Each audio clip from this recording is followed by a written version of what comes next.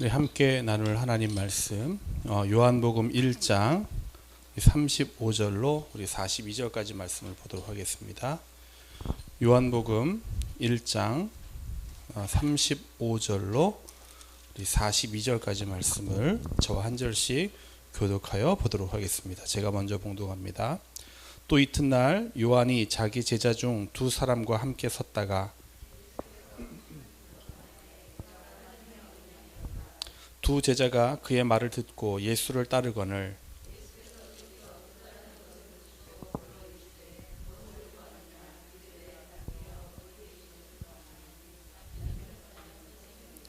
예수께서 이르시되 와서 보라. 그러므로 그들이 가서 계신 데를 보고 그날 함께 거하니 때가 10시쯤 되었더라.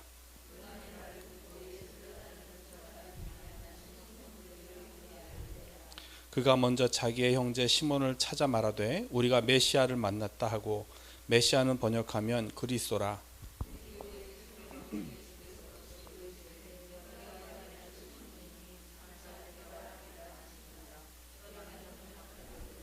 아멘. 오늘도 우리 주님은 변함없이 선하십니다. 주님의 그 선하심으로 오늘 우리를 이 자리 가운데 불러주셨고 또 하나님의 크신 은혜로 우리를 채워주실 줄로 믿습니다. 함께 읽은 본문 말씀을 가지고 내 이름을 아시는 주라는 제목으로 여러분과 함께 말씀 가운데 은혜를 나누도록 하겠습니다. 사람은 누구나 태어나면 이름을 갖습니다. 이름이 마음에 드는 사람도 있고 그렇지 않은 사람도 있을 텐데, 사람은 태어나면서부터 누군가 자기를 불러줄 그 이름을 가지게 되죠. 그런데 그 이름이 갖는 의미는 결코 가볍지 않습니다. 왜냐하면 이름이라는 것은 단순한 칭호가 아니기 때문입니다. 이름에는 그 사람의 전 존재가 그대로 담겨져 있다라고 말씀드릴 수 있어요. 자, 우리가 누군가 이름을 떠올리면 어떻습니까? 우리가 어떤 사람의 이름을 떠올릴 때 단순히 그 이름으로 호명되는 사람의 얼굴만 떠올리진 않습니다.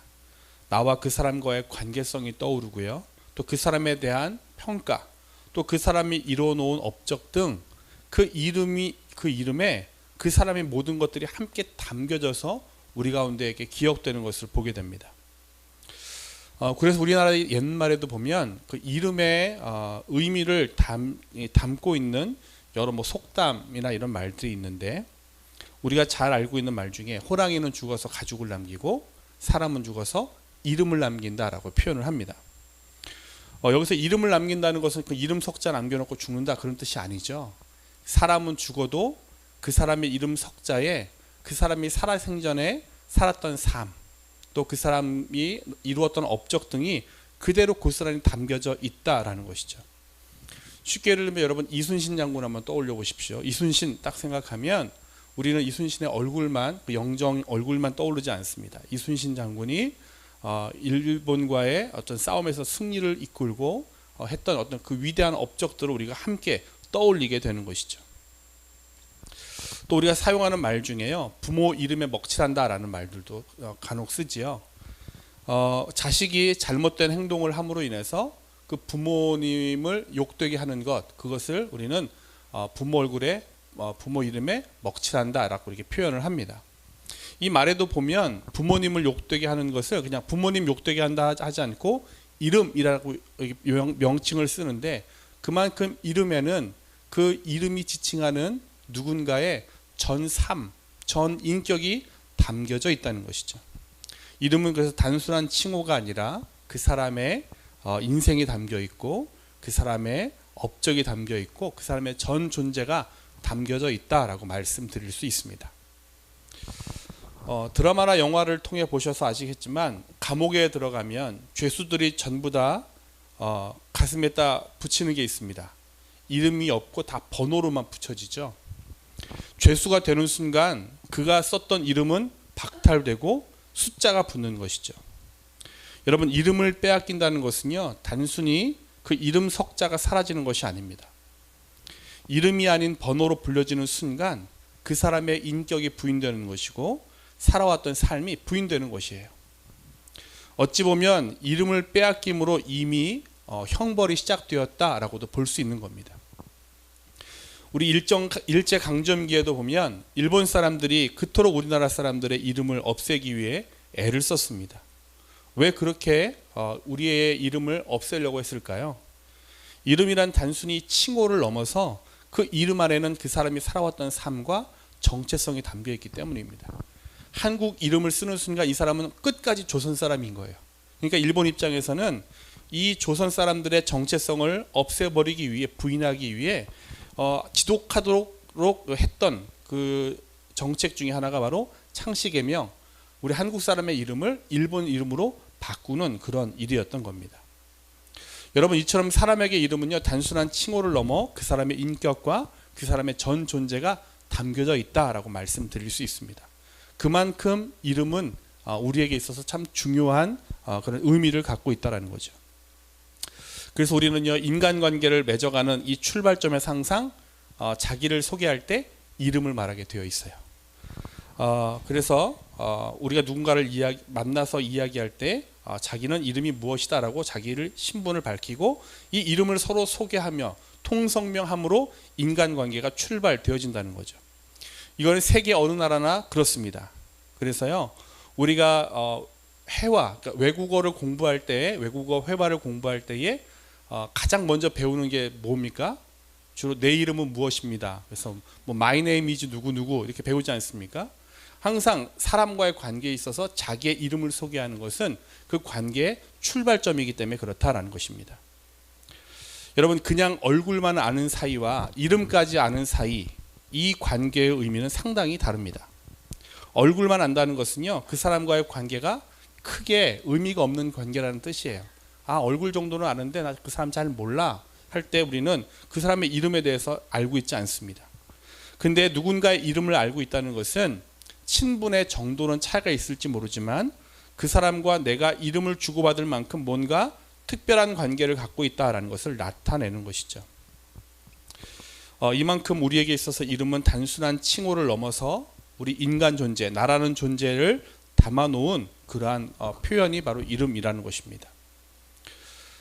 그런데 우리나라에 이름 없는 분들이 참 많이 계셨죠. 특히 여자분들이 그러셨습니다. 남존 여비 사상이 워낙 강하다 보니까 여자분들이 태어나면 어른들이 그 이름 지어주지 않는 경우들이 굉장히 많이 있었습니다.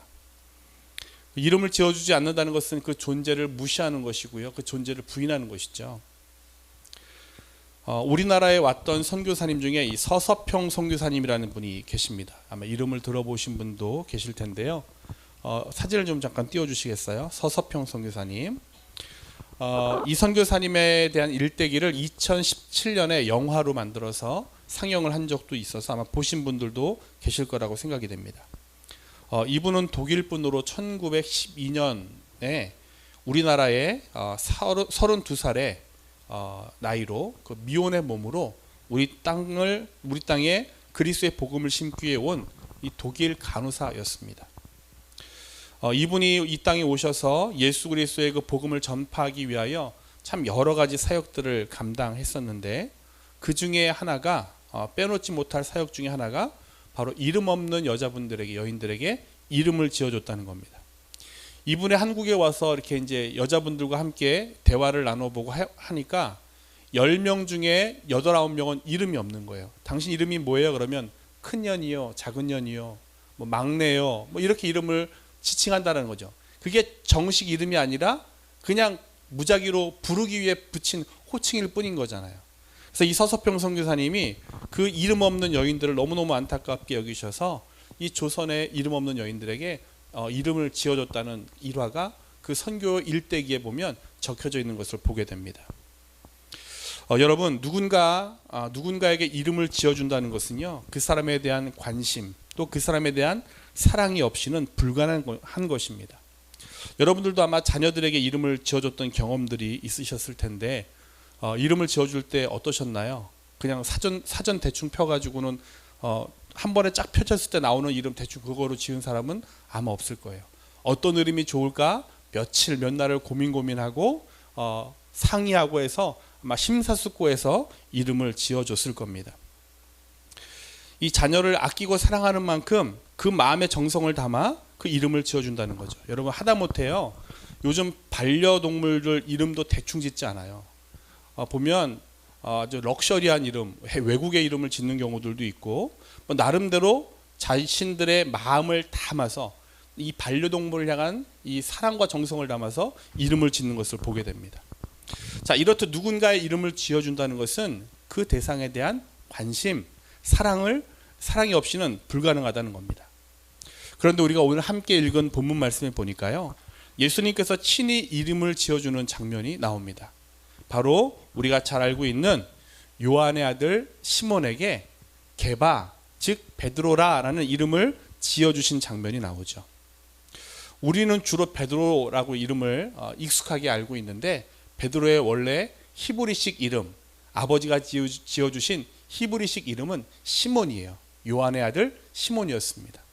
그런데 예수님께서 그 시몬을 보시면서 그에게 새로운 이름을 부여하셨는데, 아람어로 게바라고 이름을 지어주신 거예요. 근데 이 게바라는 이름의 뜻은 반석이라는 뜻입니다. 반석. 근데 이 반석이라는 게바를, 아람어의 게바를 헬라식으로 이름을 바꾸면 그게 뭐가 될까요?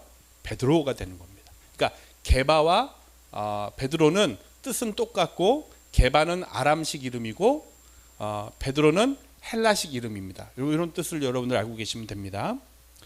자, 예수님은요, 처음 보는 베드로의 이름을 시몬에서 게바, 시몬에서 베드로로 바꿔주셨다는 겁니다. 예수님께서 왜 그의 이름을 이렇게 바꾸셨을까? 그냥 부르기 편하기 위해서 그렇게 바꾸셨겠습니까? 아니죠. 예수님께서 그에게 이름을 바꿔주신 것은 그냥 심심풀이로 부르기 편하고자 하는 것이 아닙니다. 평생을 불려질, 그 인생의 남은 인생을 불려질 이름을 지어줬다는 것은 거기에 특별한 의미가 있기 때문에 그렇다는 것이죠. 성경을 보면요, 하나님께서 이름을 바꿔주신 사람들의 이야기가 몇몇 등장합니다. 가장 먼저 우리가 기억하게 되는 것은 창세기 32장에 나오는 야곱이라는 인물이에요. 32장에 보면 야곱이 천사와 씨름하는 장면이 나오죠. 그리고 그곳에서 이제 이름을 넌 더 이상 야곱이라 하지 말고 이스라엘이라 하라라고 이름을 바꿔주시는 장면이 나옵니다.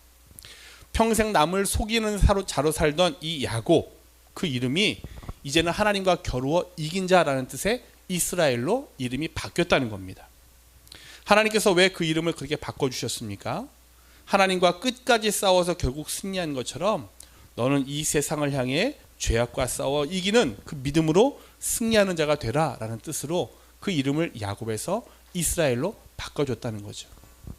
야곱의 인생, 늘 권모술수로 세상의 방법으로, 이 인간적인 인본주의적 방법으로 자기의 이득을 챙겨 살아왔던 야곱의 삶을 이제는 더 이상 네가 그렇게 세상의 방법이 아닌, 인간의 방법이 아닌 하나님 앞에서 씨름하며 하나님과 더불어 이기는 삶을 살라고 그의 이름을 야곱에서 이스라엘로 바꿔줬다는 겁니다.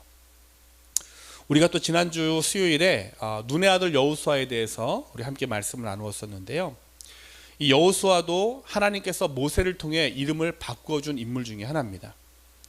이 여호수아도 원래 이름은 호세아였습니다. 호세아. 근데 이 호세아라는 이름을 하나님께서는 모세를 통해서 여호수아라는 이름으로 바꿔주시게 돼요.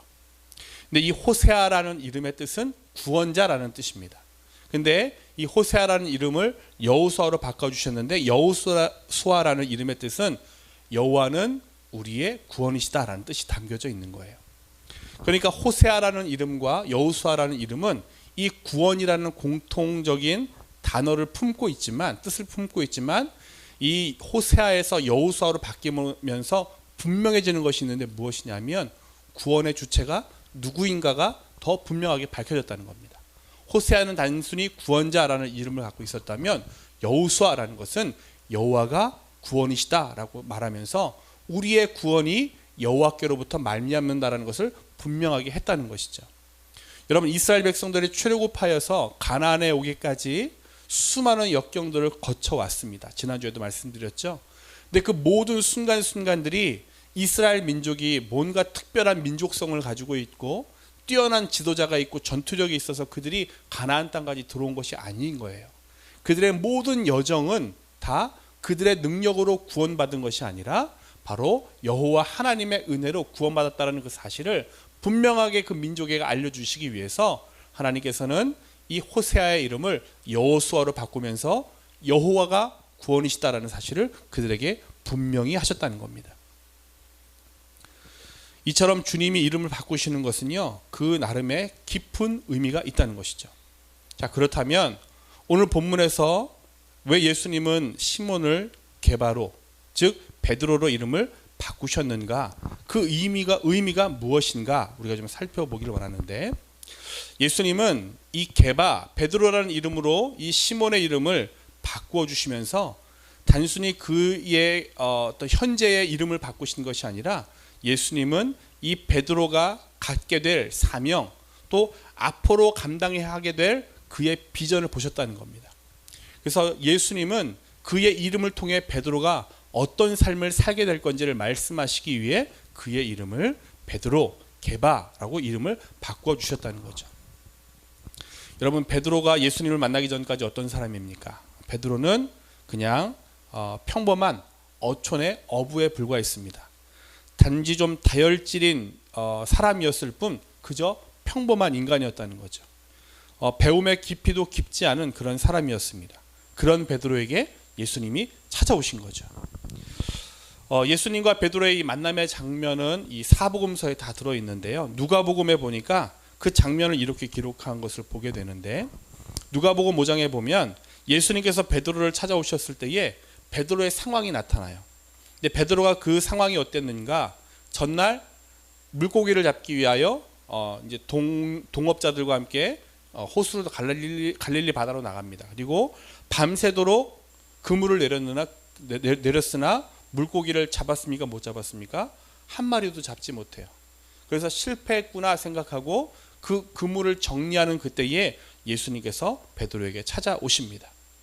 그리고 예수님은 베드로에게 그물을 다시 내리라라고 말씀하셨고, 그 말씀에 이 베드로가 순종할 때에 그 그물이 찢어질 정도로 많은 물고기가 잡혔다라고 누가복음 5장에는 기록되어 있습니다.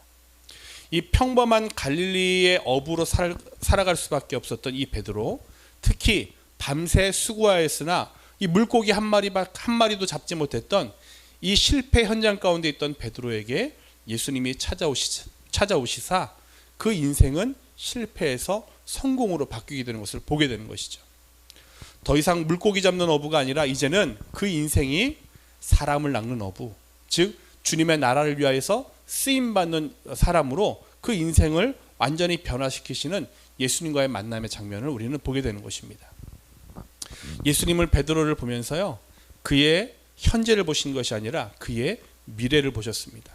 비록 지금은 배운 것이 없고 다혈질에 그냥 물고기나 잡는 평범한 어부였지만 예수님은 장차 베드로를 통해서 하실 일들을 보셨습니다.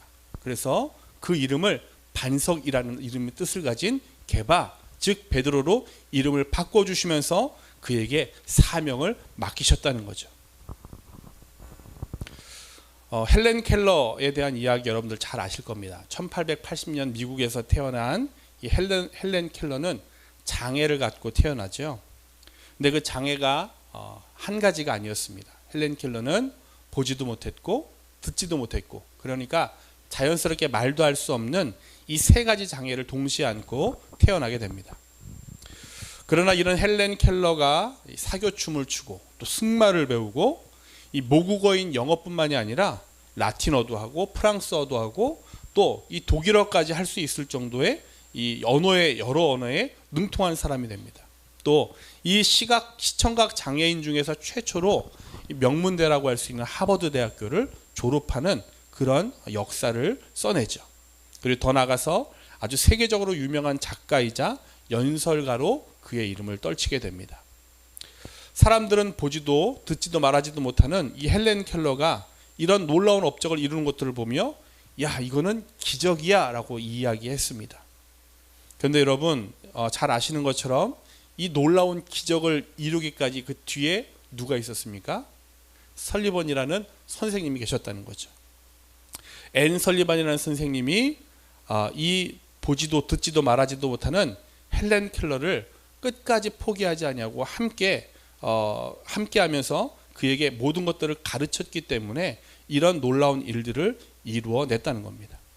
이 설리번은 말하지도 듣지도 보지도 못하는 이 헬렌의 현재 모습을 본 것이 아니라 앞으로 변화되게 될 그의 미래를 보았고 그의 비전을 보았던 거죠.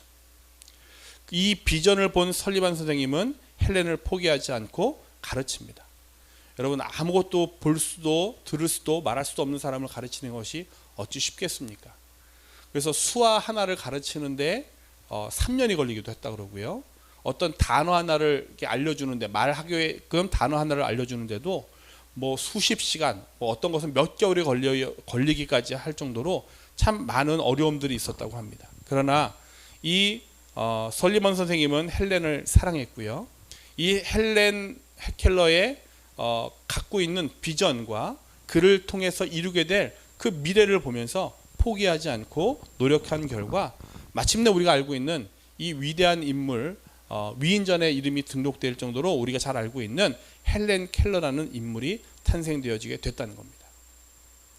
여러분, 이 불완전한 인간과의 이 만남에서도 이런 놀라운 역사들이 이루어지는데요. 하물며 우리 완전하시고 선하신 목자 되신 예수님을 우리 인간이 만나게 되면 여러분, 우리에게 어떠한 변화가 찾아오겠습니까?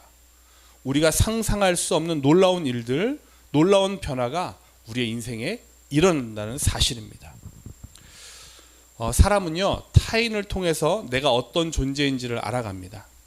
우리의 인식 구조가 그래요. 쉽게 예를 들면 그런 겁니다. 여러분, 1이라는 숫자를 인식하기 위해서는 1이 아닌 2라는 숫자가 필요해요. 그러니까 2를 보면서 2가 아닌 1이 있는 것이고 1인 숫자를 보면서 1이 아닌 2라는 숫자를 인식할 수 있는 겁니다. 이렇게도 예를 들어 볼 수 있을 것 같은데요. 남자라는 존재가 남자인지 인식하기 위해서는 옆에 누가 존재해야 될까요? 여자가 있어야 돼요. 그러면서 나와는 다른 누군가가 존재하는 이 관계성을 통해서 나와 다른 누군가 타자와의 관계성을 통해서 나라는 사람이 어떤 사람인지 나의 정체성을 찾아가는 것, 그것이 우리 인간의 인식 구조라는 겁니다. 그래서 우리는 다른 사람들과의 만남이 그래서 중요한 거예요. 절대 세상은 나 혼자 살아갈 수 없고 인간이 인간다우기 위해서는 반드시 타인이 필요하다는 겁니다. 앞으로 우리가 언컨택트 시대라고 해서 대면이 점점 줄어든다라고 이야기하지만 여러분, 방법만 달라질 뿐이지 인간은 반드시 누군가 타인과의 만남으로 나아갈 수밖에 없는 겁니다. 근데 이런 인간은 누군가와의 만남을 필요로 하고 이 만남을 통해 내가 어떤 존재인지를 알게 되는데, 이 좋은 만남이라는 것은요, 내가 누구인지를 정확하게 드러내는 만남, 이것을 좋은 만남이라고 합니다. 조금 전에 앞서서 우리가 누가복음 5장에 이 베드로가 예수님을 만나는 장면을 제가 말씀을 드렸는데, 베드로가 예수님을 만남으로 베드로가 자기가 어떤 존재인지를 깨닫는 것이 누가복음 5장에 잘 나타나 있습니다. 누가복음 5장 8절 말씀을 우리 같이 한번 읽어보도록 하겠습니다. 누가복음 5장 8절 우리 같이 읽어보겠습니다. 시작. 시몬 베드로가 이를 보고 예수의 무릎 앞에 엎드려 이르되 주여 나를 떠나소서 나는 죄인으로소이다. 아멘. 여러분, 그 그물이 찢어질 정도로 많은 물고기가 잡히는 현장을 보면서 예수님을 바라본 베드로의 첫 고백이 바로 이 고백이었습니다. 베드로는 예수님을 만나는 순간 그분과의 그 만남 속에서 자기가 어떤 존재인지를 알았어요. 나는 죄인이구나. 나는 구원받아야 할 존재구나. 나를 구원할 분이 바로 저 예수님이구나라는 사실을 분명히 깨달았다는 겁니다. 이 사실을 깨달은 베드로는 나를 구원할 유일한 주 되시는 예수님을 보는 순간 그는 그 모든 그물과 배를 버려두고 자신을 구원할 예수님을 따라 나설 수 있었다는 것이죠. 사람은 예수님을 만나는 순간 내가 어떤 존재인지를 깨닫게 됩니다. 그래서 우리는 예수님을 만나게 되면 우리는 죄인이며 나는 이 죄에서 구원받을 수 없는 그런 자인데 나를 구원할 유일한 분이 바로 예수님이라는 사실을 알게 되는 것입니다. 그렇기 때문에 우리는 예수님을 만난 자들은 주님의 그 십자가 앞에 나아가 무릎 꿇어 자신의 죄를 회개함으로 주의 은혜를 구하게 되는 것이죠. 이를 통해 우리는 주님의 그 구원의 은혜를 덧입게 되는 것입니다. 오늘 이 밤 저와 여러분 모두 예수님과의 진정한 만남을 가지심으로 우리의 죄인됨을 날마다 깨달으시고, 그러므로 인해 우리가 주님의 그 십자가의 은혜 앞에 나아가서 날마다 주의 은혜를 구함으로 구원받는 자들이 되시기를 주의 이름으로 간절히 축원드립니다. 여러분, 예수님과의 이 좋은 만남은 여기서 끝나지 않습니다. 비록 우리의 처음 상태가 죄인이었지만 예수님을 만남으로 우리의 인생이 어떻게 달라지는지 베드로는 계속해서 보여주고 있다는 것이죠. 베드로는 예수님을 처음 본 순간 주님 나를 떠나십시오, 나는 죄인입니다 라고 고백했습니다. 그런 베드로가 예수님으로 인하여 변화받고 난 이후에 우리 인간이 자신이 어떤 존재인지를 고백하고 있는데 무엇이라고 고백하는가? 베드로전서 2장 9절 말씀을 통하여 고백하죠. 여러분, 베드로전서 2장 9절 우리 같이 한번 읽겠습니다. 시작. 그러나 너희는 택하신 족속이요 왕같은 제사장들이요 거룩한 나라요 그의 소유가 된 백성이니. 아멘. 여러분, 우리가 예수님을 만나면 우리는 그 만남을 통해 내가 어떤 존재인지를 깨닫게 됩니다.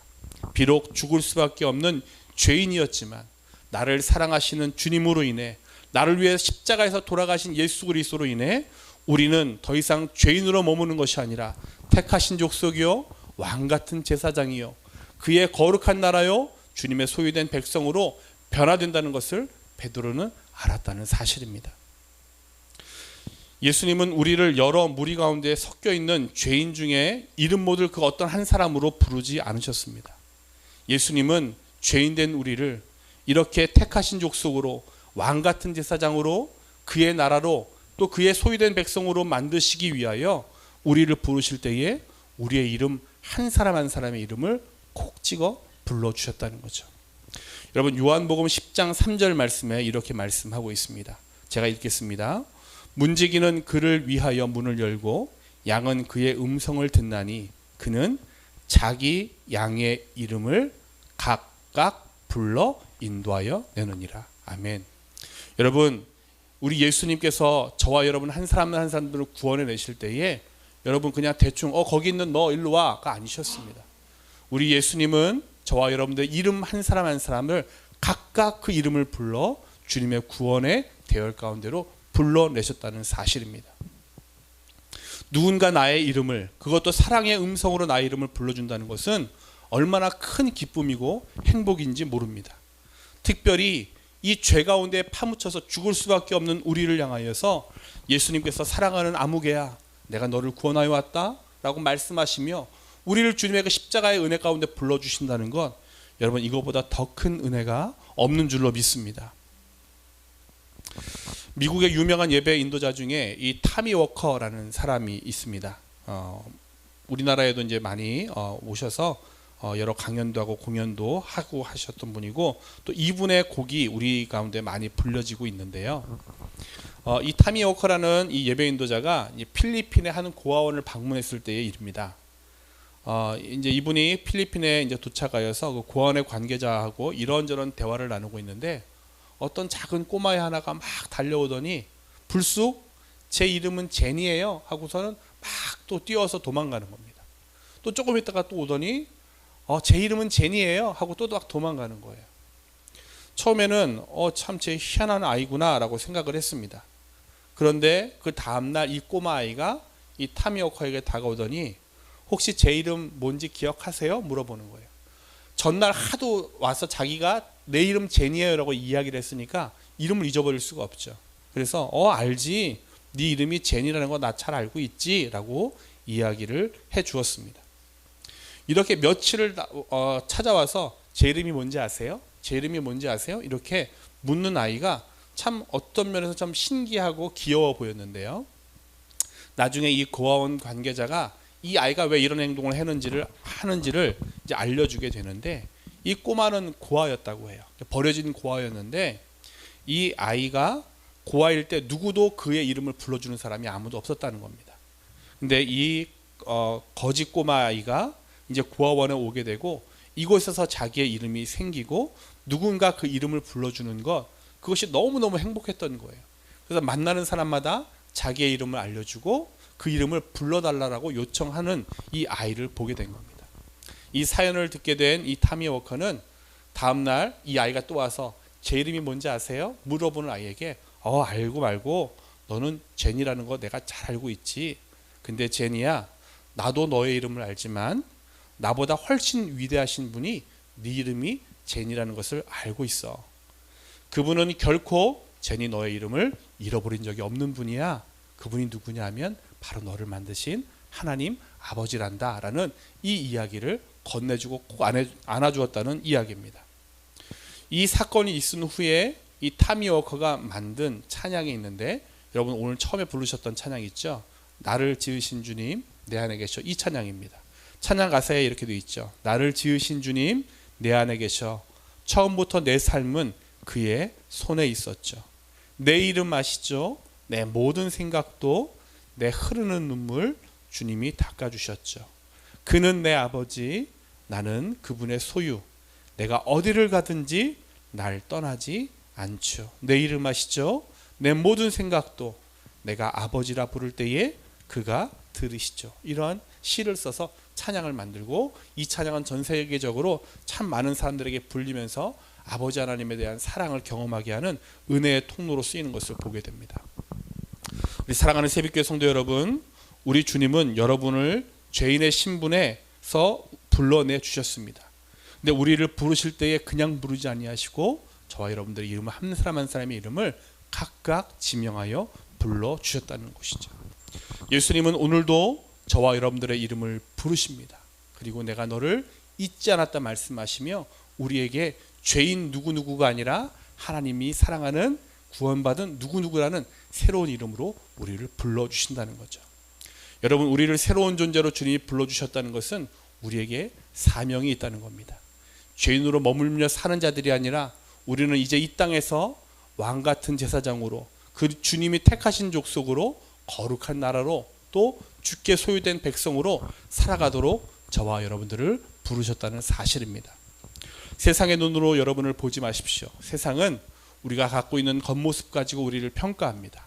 우리가 갖고 있지 못하는 것을 가지고 우리를 평가합니다. 그러나 여러분, 예수님이 개발을 아무것도 가진 것 없고 배운 것 없는 그 베드로를 부르셔서 그에게 이름을 주시고 사명을 주시고, 결국 베드로의 고백에 택하신 족속, 왕같은 제사장, 거룩한 나라, 또 그의 소유된 백성이라고 깨닫게 하셨던 그 주님의 은혜가 오늘도 저와 여러분들 가운데 함께하며 우리가 어떤 존재인지를 깨닫게 해주시는 줄로 믿습니다. 여러분, 오늘 다시 한번 나를 향해 불러주시는 주님의 그 사랑의 음성을 들으시고, 죄인된 나를 구원해 주시며 나를 주님의 그 거룩한 왕같은 제사장으로, 또 택하신 족속으로, 또 주님의 거룩한 나라로, 또 주님께서 나를 소유한 백성으로 불러주셨다는 사실을 감사하시며 우리 그 부르심에 합당한 삶을 사는 저와 여러분들의 삶이 되기를 주의 이름으로 간절히 축원합니다. 아멘. 우리 조금 전에 나누었던 우리 나를 지으신 주님이라는 찬양 우리 함께 또 찬양하시고